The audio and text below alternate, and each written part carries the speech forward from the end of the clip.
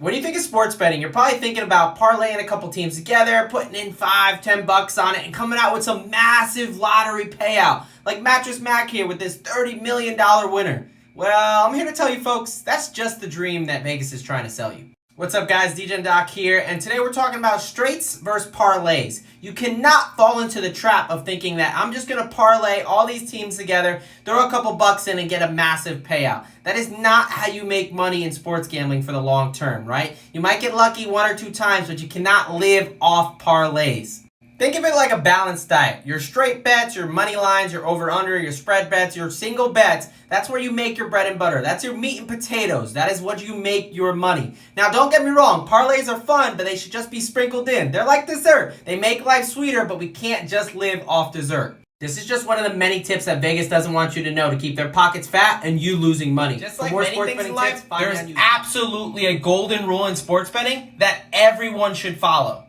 The golden rule is that there is no such thing as a lock. No matter what any sports books try to tell you, no matter what Vegas tries to tell you, no matter what these cappers try to tell you, there is no such thing as a lock when it comes to sports betting. Let's think about it. I mean, sports and betting, they're meant to have uncertainty. The whole reason they're exciting is because we don't know what's going to happen. There are no guarantees in sports. Don't believe me? Let's look at some examples. The Super Bowl this year. Someone's lock of the year, lock of the century. They put $1.1 million down for the 49ers to win the Super Bowl, and now this guy's broke as hell.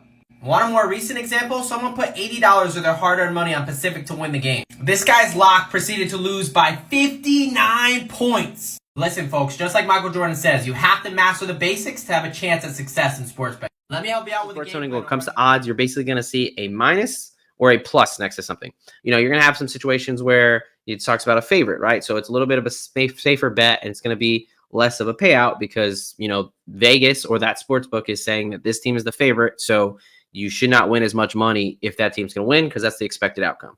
If we just start off with, you know, minus 200, right? So that's essentially saying you have to bet $200 to win $100. That team is, you know, twice as likely to win as opposed to the other team.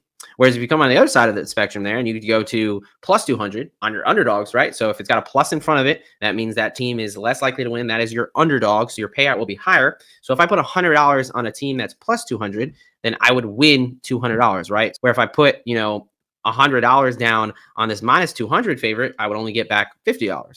Essentially, again, the minus, it means that is a favorite, means that your payout's going to be a little less. Your plus, they're underdog.